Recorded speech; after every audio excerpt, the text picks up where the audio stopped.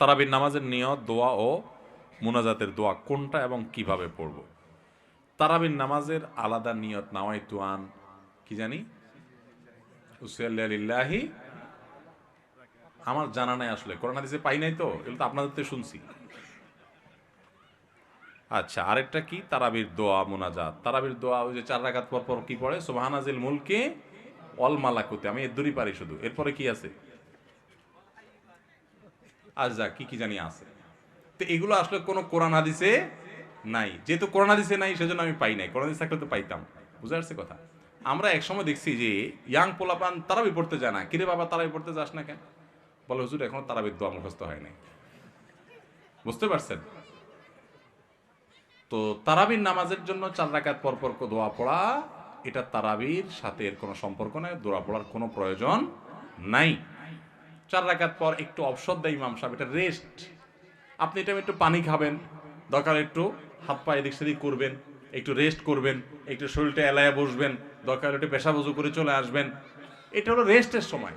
তারাবি মানে হলো আরাম করে করে পড়া, 4 রাকাত পর রেস্ট দেওয়া। ওই মধ্যপ্রাচ্যের লোকরা, মিডিল ইস্টের লোকেরা আছে, আমাদের দেশেও কোনো কোনো মসজিদে দেখা যায় 4 রাকাত পর পর একটু খেজুর, একটু পানি, একটু চা, একটু খায় মানুষ। তো এটা তো রেস্টের সময়, আপনি রেস্ট না করে কি করতেছেন? ইমাম সাহেব এতক্ষণ পড়ছে, হাফেজ সাহেব ধুমায়া টানছে, আপনি তো এতক্ষণ শুনছেন বৈশা, কোনো ডিউটি ছিল না। এখন 4 রাকাত পর বরং আপনি আরো ডিউটি শুরু করে দিচ্ছেন, সুবহানাল মুলকি ওয়াল মালাকুত। তাহলে রেস্ট হলো না, রেস্টের উল্টাটা হলো?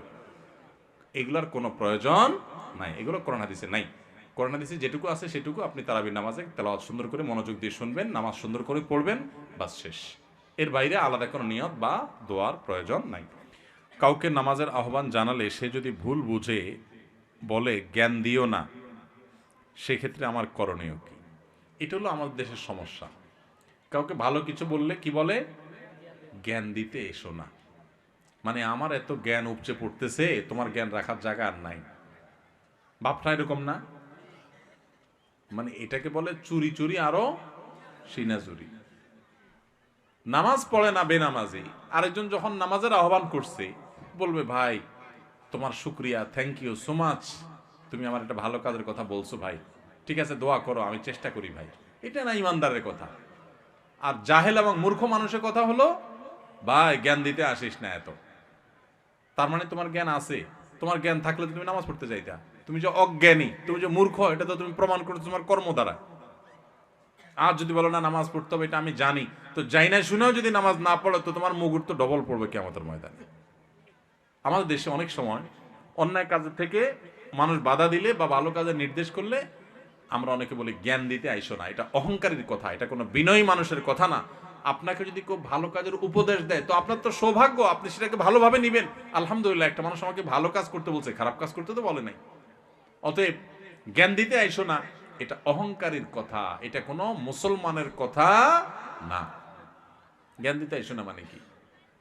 আপনার জ্ঞান থাকার পরও যদি আরেকজন জ্ঞান দেয়, আপনি শুকর আদায় করবেন, আলহামদুলিল্লাহ আমাকে স্মরণ করায় দিচ্ছে। আল্লাহ বলেছেন ওয়াযাক্কির ফাইন্না যিকরা তানফাউল মুমিনিন।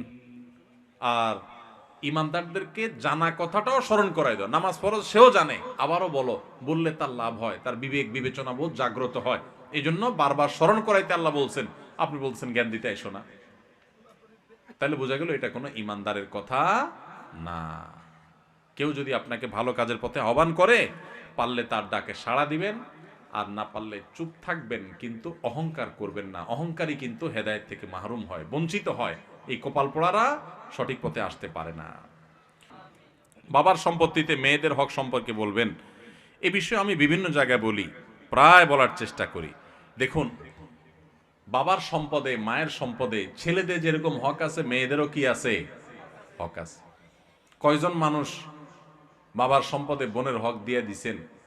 বুকে হাত রেখে দাঁড়ায় বলতে পারবেন এরকম মায়ের পুত কয়জন আছেন? খুব কম। মেয়েদের ঠকানোর জন্য আমরা সবাই সংকল্প করে ফেলছি। অনেক বড় বড় হাজি সাহেব, গাজী সাহেব, আলেম সাহেব, সভাপতি সাহেব, সেক্রেটারি সাহেব, অনেক সাহেব আছে দেখবেন, দাড়িওয়ালা সাহেব, টুপিওয়ালা সাহেব, জুব্বাওয়ালা সাহেব, লম্বা জুব্বাওয়ালা সাহেব, অনেক সাহেব আছে দেখবেন। এই জায়গায় দেখবেন কবি নীরব, বোনের হক দেয় নাই। আমি বিভিন্ন জায়গায় জিজ্ঞাসা করি, আপনাদের এখানে আছেন কেউ? বেশিরভাগ ইয়াং যুবক, এখনো বাবা মা বেঁচে আছেন আলহামদুলিল্লাহ।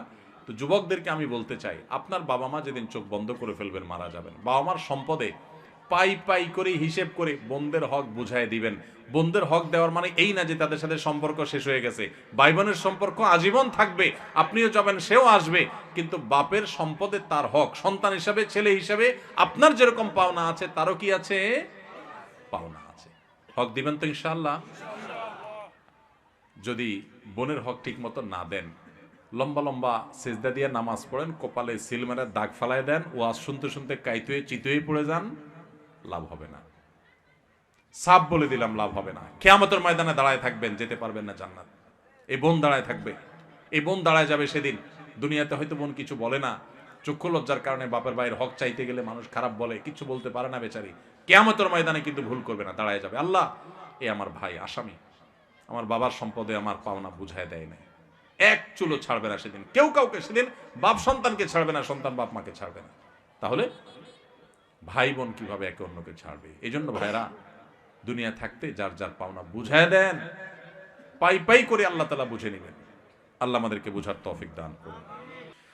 আমার মা 3 মাস আগে মারা যায়, রমজানে আমি মাদ্রাসা এতিমদের খাওয়াতে চাই, আপনার মতামত চাই। খুব ভালো কথা, আপনার মা মারা গেছেন, আপনি তার তরফ থেকে সবচেয়ে বেশি যেটা করবেন সেগুলো দোয়া। আমাদের বেশিরভাগ মানুষ মা বাপ মারা গেলে আমরা হুজুরদের খাওয়াই, এতিমদের খাওয়াই। খাওয়ানো ঠিক আছে, গরিব মানুষদেরকে, এতিমদেরকে আপনি খাওয়ান, দান করেন, এটা ঠিক আছে, মৃত ব্যক্তির তরফ থেকে দান করা যায়, করলে মৃত ব্যক্তির সওয়াব পাওয়া যায়।